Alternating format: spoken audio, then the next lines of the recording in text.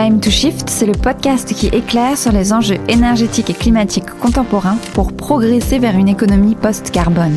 Au printemps 2020, le Shift Project s'est lancé le défi un peu fou d'élaborer un plan de transformation de l'économie française. 2 ans plus tard, le projet « Il nous faut un plan » devient réalité. L'objectif ? Baliser le chemin de crête pour décarboner l'économie tout en favorisant la résilience et l'emploi. La contrainte ? Un rythme imposé de moins 5% d'émissions de gaz à effet de serre chaque année pour essayer de maintenir le réchauffement climatique sous les 2 degrés.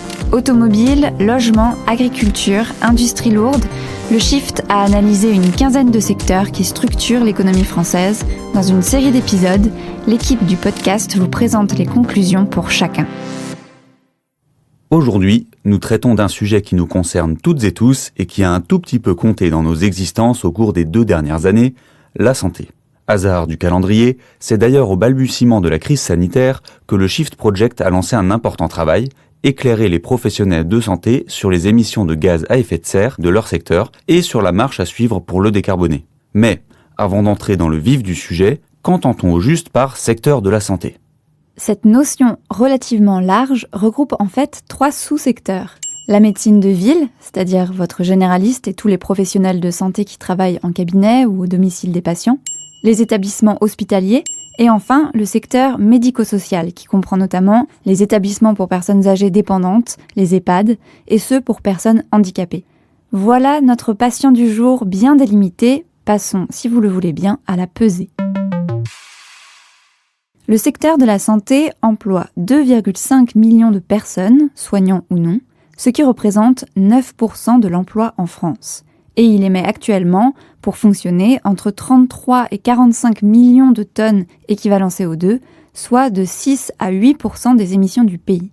On est donc loin de l'anecdotique. Alors, comme tous les autres secteurs de la société, il doit faire sa part dans l'indispensable réduction des émissions. Sans compter que c'est l'occasion de résoudre un petit paradoxe. En contribuant au réchauffement climatique, le secteur participe du même coup à la dégradation de la santé de la population. Enfin, ajoutons qu'un secteur aussi essentiel pour nos vies doit sans tarder se préoccuper de sa dépendance au pétrole et au gaz face aux difficultés d'approvisionnement actuelles et à venir. Pas de doute, le serpent du bâton d'Asclépios se mord aujourd'hui la queue. Voyons comment le Shift Project compte le tirer d'affaire. Commençons, si vous le voulez bien, par un petit bilan de santé. Premier constat, la tension est plutôt bonne. On fait ici uniquement référence au vif intérêt manifesté par les professionnels de santé à l'égard du rapport du Shift Project « Décarboner la santé pour soigner durablement ». Ils sont nombreux à avoir participé bénévolement à son élaboration et à sa relecture. Et malgré les défis conséquents auxquels est confronté notre système de soins, certaines structures sont déjà passées à l'action. Plusieurs centres hospitaliers ont par exemple entrepris de réduire leurs déchets ou de remplacer leur système de chauffage. Loin de s'endormir, la Société française d'anesthésie et de réanimation a quant à elle conduit des travaux pour se passer de certains gaz anesthésiants à effet de serre très puissants. Tout ça, c'est très bien. Mais dans les faits, rares sont les structures de soins françaises ayant même réalisé leur diagnostic carbone complet. La comparaison est particulièrement cruelle avec nos meilleurs ennemis d'outre-Manche, où le National Health Service fait figure de pionnier du calcul de l'empreinte carbone d'un système de santé. Pour le Shift, c'est pourtant l'évidence. Le secteur fournit des services, consomme des biens et des aliments, produit des déchets, mobilise des transports, construit, chauffe et refroidit des locaux. Dans une telle complexité, impossible de réduire ces émissions sans savoir où elles sont. Justement, examinons maintenant d'un peu plus près les émissions de ces fameuses structures. Tirez la langue et dites « Ah ». Vous êtes prête, mademoiselle ? Prête, docteur. Bah, allez-y. Vous n'avez rien senti ? Si. Ça m'étonne. En bon carbonologue, les rédacteurs du rapport du Shift ont réparti ces émissions d'après les 3 célèbres scopes ou périmètres en bon français. Le scope 1 regroupe les émissions directement émises par la structure de soins, principalement le chauffage, les gaz médicaux, mais aussi les déplacements des véhicules de service type ambulance. Il représente environ 11% du total. Et malheureusement, lorsque les structures de soins françaises réalisent leur bilan carbone, celui-ci se limite trop souvent à cette consommation directe d'énergie, soit à la portion congrue des émissions de CO2. Le scope 2 concerne les gaz à effet de serre émis par la production d'énergie achetée, pour laquelle les émissions liées à la combustion se font en amont de la structure. En gros, l'électricité. Cela représente environ 4% du total. Vous aurez remarqué que nous n'en sommes qu'à environ 15%. Arrive donc le scope 3. Il regroupe toutes les émissions indirectes, émises en amont ou en aval de la structure, mais sans lesquelles elle ne pourrait pas fonctionner. On parle là des achats des médicaments, du transport des salariés et patients, de la nourriture. Bref, c'est vraiment l'éléphant dans le couloir, pesant 85% des émissions du secteur. Non, c'est... Les médicaments, à eux seuls, représentent entre 25 et 30% du total, tous scopes confondus. Rappelons ici que la production industrielle de médicaments se fait majoritairement à l'étranger et que les Français restent d'assez gros consommateurs, bien que l'écart avec les pays voisins tende à se réduire. 3 angines sur 4 sont d'origine virale et se soignent sans antibiotiques. Les antibiotiques, c'est pas automatique. Parlez-en avec votre médecin. Côté dispositifs médicaux, expression très large qui va du pansement au scanner en passant par les prothèses, ça décoiffe aussi puisqu'ils réunissent entre 15 et 20% des émissions du secteur. Mais arrêtons-nous un instant sur ces chiffres. Au-delà de notre forte consommation et du besoin d'importer, qu'est-ce qui explique que les médicaments soient si émetteurs ? Écoutons Laurie Marot, chef de projet santé au Shift Project. Alors, la première des choses à comprendre, c'est que on a quand même beaucoup d'incertitudes autour des facteurs d'émission de ces médicaments, parce qu'aujourd'hui, on n'a pas suffisamment d'analyses de cycle de vie qui soient totalement exhaustives et qui nous permettent de savoir vraiment quels sont les facteurs d'émission carbone associés à chaque médicament. Vous savez qu'il y a des centaines de molécules actives, voire quelques milliers, il y a des dizaines de milliers de spécialités médicamenteuses, et donc aujourd'hui on n'a pas ces détails-là déjà, mais on a quand même des équivalences, et notamment des équivalences monétaires qui permettent d'avoir des approximations qui aujourd'hui nous laissent penser qu'il y a beaucoup d'émissions derrière ces médicaments. Alors pourquoi ? Parce que déjà il y a plusieurs étapes, il y a toutes les étapes de recherche et de développement qui peuvent être assez coûteuses d'un point de vue carbone, les étapes aussi d'expérimentation, et puis après il va y avoir des grosses phases de production. Vous allez avoir des médicaments qui vont aller un peu faire des allers-retours entre différents sites spécialisés et qui seront après conditionnés et puis livrés sur des longues distances. Pour ce qui est de la partie production, ces médicaments sont souvent, et les dispositifs médicaux c'est un peu la même chose, sont souvent produits dans des zones où le mix électrique est très carboné, et donc ça fait partie des éléments qui augmentent le taux de pollution. Également, dans ces pays, les normes environnementales ne sont pas toujours les mêmes que chez nous, et ça aussi, ça participe à l'augmentation du bilan carbone de ces médicaments. Passons maintenant au coupable numéro 3 parmi les émissions indirectes. Il s'agit bien sûr des transports. On parle ici de celui des patients et de leurs visiteurs, mais aussi des trajets domicile-travail effectués par les professionnels. Tout cela représente autour de 20% des émissions du secteur. Et pour être tout à fait complet, il ne faudrait pas oublier les transports des marchandises nécessaires aux structures de soins. Mais là, on manque de données. Viennent ensuite dans le classement par ordre décroissant ce qu'on appelle dans le jargon les immobilisations, qui incluent l'immobilier, le mobilier, le parc informatique et l'équipement médical lourd comme les IRM. Ils comptent pour environ 9% des émissions. Puis l'alimentation pour environ 6% des émissions, et enfin les déchets qui pèsent pour environ 2%. À noter que certains déchets appelés déchets de soins à risque infectieux ne peuvent être recyclés et sont éliminés par incinération ou traitement chimique, méthode loin d'être neutre en émissions de gaz à effet de serre. Chers confrères et consoeurs, voilà un bilan de santé en demi-teinte. Alors, quelles stratégies préventives et thérapeutiques pourrait-on adopter pour conjurer le mal ? Les rédacteurs du rapport proposent 2 types de traitements. Le premier est chirurgical. Il cible chacun des postes d'émission que nous venons d'évoquer. Le second est beaucoup plus global, il vise à booster le métabolisme du système de santé dans son ensemble. Penchons-nous rapidement sur 4 des interventions chirurgicales proposées par le Shift.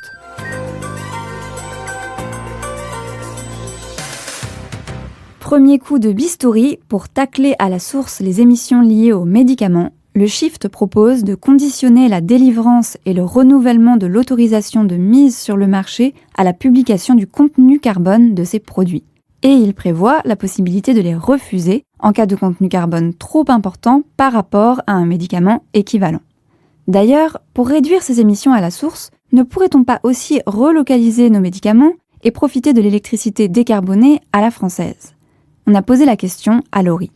Alors en effet, à plusieurs niveaux, il y a des possibilités de décarbonation en relocalisant. Par exemple, sur les biomédicaments, vous allez avoir besoin de synthétiser les médicaments, ce qu'on appelle sous forme galénique, sous forme de comprimés. Et donc là, vous allez avoir un certain nombre de pas de synthèse qui peuvent être réduits sur des procédés qu'on peut utiliser aujourd'hui, nous, en France. Aussi, sur les biomédicaments, là, vous allez avoir besoin d'utiliser ce qu'on appelle des bioréacteurs pour maintenir ces médicaments à une certaine température. Et là, le mix énergétique de votre pays va aussi beaucoup compter. À savoir qu'aujourd'hui, on a quand même une production française, notamment les industriels de la filière Pôle Pharma produisent à 60% les médicaments en France. Mais c'est vrai que si ça a des gros avantages d'un point de vue carbone et environnement d'une manière générale, ça a aussi l'inconvénient du coût, avec un coût qui est 20 à 40% supérieur. Donc on ne parle pas d'un coût qui est multiplié par 4, mais il faut quand même assumer d'avoir cette position environnementaliste. Deuxième coup de scalpel, agir sur les organisations et mettre en place une politique d'achat éco-responsable pour tous les équipements et services de santé. Pour ça, 2 méthodes qui ont fait leurs preuves, faire de l'empreinte carbone de chaque produit un élément déterminant des appels d'offres et former les acheteurs à l'application de ces nouveaux critères. Troisième incision, pour s'attaquer au transport, le Shift propose le déploiement de plans de mobilité. Le but est de privilégier les véhicules électriques, le covoiturage, les transports en commun, le vélo, en plus de réduire le nombre total de déplacements et les surfaces de parking, donc l'emprise foncière. Laurie, est-ce que ça signifie une politique des transports spécifique au secteur de la santé ? Pour ce qui est des transports, il y a quand même des spécificités dans le système de santé et dans le secteur hospitalier notamment, mais aussi médico-social en fait. Vous allez avoir du côté des professionnels, des personnes qui vont faire des trajets pendulaires, à des horaires qui seront parfois atypiques par rapport aux horaires de bureau. Donc vous allez avoir besoin de transports qui sont capables de s'adapter à ces horaires spécifiques, en garantissant aussi la sécurité des personnes qui les prennent, qui sont en grande majorité encore aujourd'hui des personnels féminins. Et du côté des patients, il y a aussi un sujet spécifique parce que les patients sont en situation parfois de mobilité réduite, etc. Et donc aujourd'hui, dans certaines régions françaises, il y a une très grosse partie du chiffre d'affaires des taxis qui sera due aux patients des hôpitaux ou des établissements médico-sociaux. Donc il y a un véritable enjeu à transformer les pratiques pour s'orienter vers des mobilités plus actives, des mobilités décarbonées et qui soient adaptées aux spécificités des secteurs. Et citons aussi, côté limitation des transports, le développement, mais à bon escient, attention, de la télémédecine, qui est particulièrement adaptée aux consultations de suivi et qui évite beaucoup de kilomètres parcourus. Enfin, quatrième et dernière intervention, qui est un peu l'arlésienne de la transition, il faut massifier la rénovation thermique des bâtiments hospitaliers et médico-sociaux pour réduire les émissions liées au chauffage et à la climatisation. Cette solution-là, on commence à bien la connaître. Allez, on recoule patient et on passe maintenant aux traitements globaux préconisés par le Shift.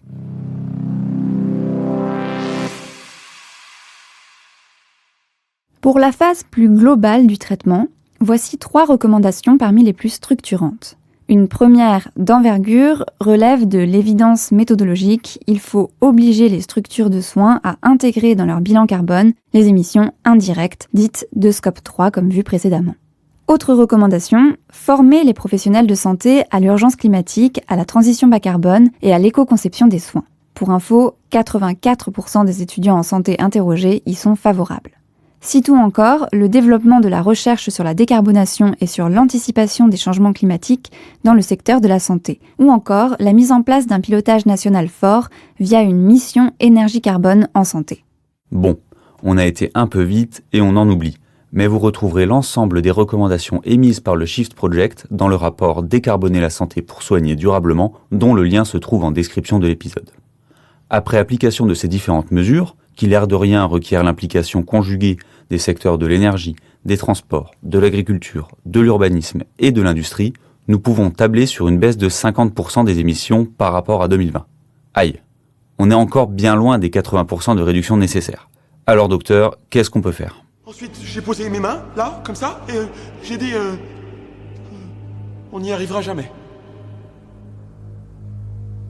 Et c'est tout. Le fait est qu'atteindre ces 80% de réduction suppose une réelle transformation du système de santé. Cette transformation suppose d'adopter une approche basée sur la promotion de la santé et la prévention. Vous connaissez l'adage, mieux vaut prévenir que guérir. À l'heure où nous peinons à nous passer de nos masques FFP2 et de notre gel hydroalcoolique, il n'est d'ailleurs pas inintéressant de constater que moins une population présente de comorbidités, plus elle est résistante aux attaques infectieuses comme un supervirus respiratoire. Dans le cadre de la décarbonation, la prévention doit tenir un rôle majeur, qui est de mieux anticiper et réduire les besoins de santé futurs de la population, en agissant par exemple sur l'alimentation, l'activité physique ou encore la réduction des addictions. Cela suppose la mobilisation d'autres acteurs que les seuls professionnels de santé, notamment les collectivités, les entreprises et le tissu associatif. Les rédacteurs du rapport insistent sur les notions d'investissement en santé et de capital santé individuel qu'il s'agirait de préserver et non pas seulement de restaurer en cas de problème. Le résultat attendu est un moindre recours aux soins qui ne pourra être mesuré que sur le long terme. Une réduction des besoins, ça ressemble fort à de la sobriété de qualité. Mais d'ailleurs, Laurie, n'a-t-on pas déjà une confortable marge de manœuvre sur la quantité de soins dispensés aujourd'hui ? Est-ce qu'on ne sursoigne pas en France ? Le sujet de l'efficacité et de la pertinence des soins et du juste soin, il n'est pas nouveau. Ça fait très longtemps que les sociétés savantes, que les médecins, que les soignants s'interrogent beaucoup sur cette question du gaspillage ou du sursoin dans les établissements notamment. Alors c'est dû à plusieurs causes en fait. Vous avez d'abord le principe de précaution qui veut qu'on ratisse très très large pour éviter de passer à côté de quoi que ce soit. C'est dû aussi parfois au mode de financement parce que quand vous êtes financé à l'acte, vous avez tout intérêt à multiplier les actes en fait pour rentabiliser l'achat d'une machine, d'un IRM, d'un robot, que sais-je. Et c'est aussi dû parfois à la relation qu'on entretient soit en tant que patient avec la médecine par exemple ou avec son médecin. En France, les consultations, à 90% du temps, elles se terminent par une prescription médicale. Dans d'autres pays européens, c'est beaucoup plus bas que ça. Par exemple, aux Pays-Bas, où les personnes sont pas en plus mauvaise santé qu'en France au global, vous avez seulement 45% des consultations qui se terminent par une prescription médicale. Donc il y a vraiment un enjeu de pertinence des soins qui aujourd'hui est soulevé même par la Fédération hospitalière de France et des sociétés savantes à pouvoir évaluer quel est le juste soin au regard justement des impacts que peuvent avoir ces soins par ailleurs sur l'environnement et donc à terme sur la santé des populations. Chers auditeurs et auditrices, vous avez maintenant une idée assez précise des transformations que doit mener le secteur de la santé pour se décarboner et devenir plus résilient face à la baisse des ressources en gaz et en pétrole. Mais en bonus, je vous propose de jeter un œil dans le futur grâce au super télescope de Laurie Marot. Laurie, pouvez-vous nous dire à quoi on reconnaît un patient de 2050 quand on le croise dans la rue ?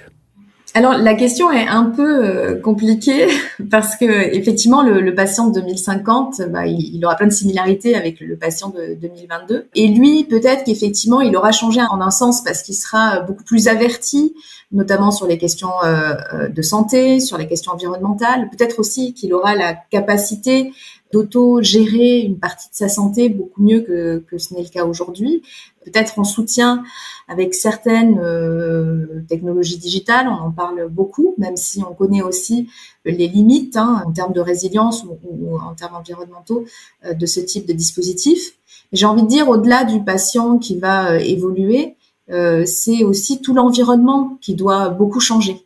Il faut que ce patient il puisse évoluer dans des espaces urbains qui soient totalement végétalisés pour servir, par exemple, d'îlot de fraîcheur quand il va faire 45-50 degrés en ville en 2050. Au niveau de l'alimentation, par exemple, c'est un patient qui aura accès à une alimentation qui sera beaucoup plus locale, de saison, biologique et surtout beaucoup plus végétalisée, qui lui permettra de faire face notamment à la montée des maladies dites civilisationnelles et maladies chroniques en lien avec ces problèmes d'alimentation. Ça sera un patient qui respirera un air qui sera beaucoup moins chargé en particules fines. On oublie aujourd'hui que la pollution de l'air dans le monde, c'est des millions de morts, jusqu'à 6 ou 7 millions de morts par an. En France, c'est autour de 50 000 morts par an. C'est la deuxième cause de mortalité juste derrière le tabac. Et tout ça est très lié en fait aux véhicules motorisés et donc à la dépendance aussi aux énergies fossiles. Ces mêmes véhicules nous rendant très sédentaires. Et effectivement, ce patient en fait de 2050, il aura probablement accès à des infrastructures qui lui permettront d'exercer ce qu'on appelle la promotion de la santé. c'est-à-dire être dans une démarche beaucoup plus préventive par rapport à sa santé, être physiquement plus actif, avoir une alimentation qui soit de meilleure qualité, qui soit liée au fait que lui-même il soit plus éduqué sur cette alimentation, avoir un air qui soit aussi de meilleure qualité et qui lui permette d'éviter des maladies, bien sûr des maladies respiratoires. Hein. Aujourd'hui, il y a presque 10 millions de personnes qui sont atteintes de maladies en lien avec les maladies respiratoires. Mais la pollution de l'air, c'est aussi, on l'a découvert récemment, du diabète de type 2. La pollution de l'air, c'est aussi, on l'a vu dans les travaux de Rémi Slama il n'y a pas très longtemps, des cancers du sein. Donc voilà, il y a vraiment la possibilité de faire évoluer les individus dans des environnements qui soient beaucoup plus favorables à la santé. Et quelque part, le patient de 2050, c'est celui qui saura reconnaître la qualité des environnements dans lesquels il évolue et la façon de pouvoir les transformer pour ne faire appel aux services de soins que quand ça devient vraiment une nécessité. Je ne sais pas vous, mais il me plaît bien ce patient de 2050. Mais avant d'en arriver là, il faut lancer les opérations dont on a parlé dans cet épisode, et ce sans délai. À Time to Shift, on a aussi voulu sonder l'optimisme de nos auteurs préférés quant à l'application immédiate des solutions qu'ils préconisent. Laurie, les difficultés auxquelles se trouve aujourd'hui confronté l'hôpital public compromettent-elles la transformation du système de santé ou représentent-elles au contraire une opportunité de presque tout changer ? En fait, c'est un peu les deux. Il y a vraiment des acteurs qui se sont lancés sur le sujet de la transition écologique il y a quand même déjà un certain nombre d'années dans le secteur sanitaire et médico-social. Mais c'est vrai que ça pose plusieurs questions. Pour le sujet de la crise hospitalière ou crise du système de santé, on peut pas vraiment la nier, elle est quand même là, mais c'est surtout une crise, on va dire, d'attractivité du secteur de la santé et au niveau de l'attractivité des métiers du soin, il y a un vrai sujet. À savoir que quand même si le patient tend à être de plus en plus autonomisé, même s'il y a la digitalisation d'un certain nombre de procédés, le soignant, c'est quand même le pivot encore aujourd'hui dans les établissements. Et sans les soignants, on ne fait pas fonctionner un hôpital ni un établissement médico-social. Donc, on a besoin d'attirer des compétences, notamment dans les zones rurales. Et pour ce faire, c'est vraiment pas facile. On en arrive même à certaines, on va dire, extrémités, comme de devoir ouvrir des lignes aériennes spécifiques pour faire venir des médecins d'une grande ville vers une ville moyenne sur un trajet de quelques dizaines, centaines de kilomètres, assez court, quoi. C'est un quart d'heure de vol à chaque fois.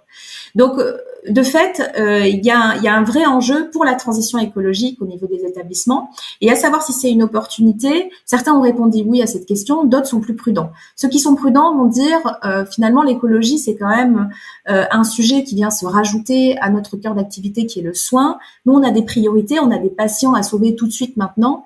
Et on a déjà parfois des difficultés à gérer la sécurité dans nos établissements. On ne va pas en plus se rajouter les enjeux écologiques. Alors ça, c'est vrai que c'est un point de vue qui peut se comprendre, mais du côté de ceux qui ont déjà engagé la démarche de transition, en fait, on se rend compte que cette démarche de transition, c'est aussi une opportunité pour l'attractivité du secteur, par exemple, et c'est une opportunité pour l'établissement. En termes de résilience, en termes de soutenabilité des procédés, pour avoir une dépendance à des chaînes d'approvisionnement qui sont moins complexes, pour permettre de dynamiser le secteur local, pour permettre d'encourager les mobilités durables, pour permettre aussi de développer toute une partie amont du soin qui soit les enjeux de prévention et qui sont aujourd'hui malheureusement un peu mis de côté parce qu'on n'a pas suffisamment de temps pour pouvoir s'occuper de ça. Donc tout ça, en fait, participe à une nouvelle forme d'attractivité pour les établissements de santé et médico-sociaux, et notamment une forme d'attractivité assez importante pour le personnel. Alors bien sûr, il y a la question de la performance économique et de la performance en général de l'établissement qui est souvent posée, et ces questions, elles sont pas totalement, on va dire, arbitrées aujourd'hui, mais bien des acteurs mettent en avant le fait que par exemple, l'isolation des bâtiments, la modification du système de chaufferie, etc., a entraîné bien des bénéfices d'un point de vue économique, par exemple. Et pour ce qui est de la performance médicale, il y a une vraie discussion aujourd'hui qui s'est ouverte au sein des sociétés savantes pour arriver à mettre en place ces formes, effectivement, de smart medicine qui permettent de garantir une qualité des soins tout en étant beaucoup moins impactants pour l'environnement. Et depuis la sortie du rapport, est-ce que vous avez vu des choses bouger ? Alors oui, depuis la sortie du rapport, il y a quand même beaucoup de choses qui ont bougé. Alors déjà, le nombre de sollicitations pour la présentation du rapport, on doit être à plus de 200 présentations et on a 3-4 sollicitations par semaine. On n'est pas du tout les seuls acteurs à agir sur la question de l'environnement. Il y a aujourd'hui des institutions nationales consacrées à la santé qui se bougent vraiment sur ces questions, qui mettent en place des feuilles de route, qui mettent en place des recommandations. Et l'enjeu de l'impact environnemental du système de santé et de la médecine, mais plus spécifiquement du système de santé, est vraiment devenu un sujet au cœur du ministère et aussi dans les établissements un peu partout en France. Donc ça va dépendre un peu des personnalités, parfois des directeurs d'établissement, d'ARS, des chefs de pôle, etc. Mais on constate qu'il y a vraiment une prise de conscience et une volonté d'agir, que ce soit au sein des sociétés savantes, que ce soit au sein des directions, que ce soit au sein de la Fédération hospitalière de France, et des actions concrètes qui sont mises en œuvre, alors pour partie de ces établissements qui sont déjà mis en œuvre depuis un moment, mais qui reflètent aussi une volonté d'agir de la part de tous les acteurs. Vraiment, énormément de monde sont mobilisés sur les projets de développement durable, ce qui n'était pas toujours le cas, ce qui était loin d'être le cas d'une partie des projets qui pouvaient être développés à l'hôpital, par exemple, jusqu'à aujourd'hui. Donc oui, il y a une évolution et on espère que cette évolution pourra se poursuivre avec notamment la participation des industriels et toutes les réflexions et tous les enjeux éthiques également qu'il y a autour de la question de l'intégration de l'environnement dans la santé humaine.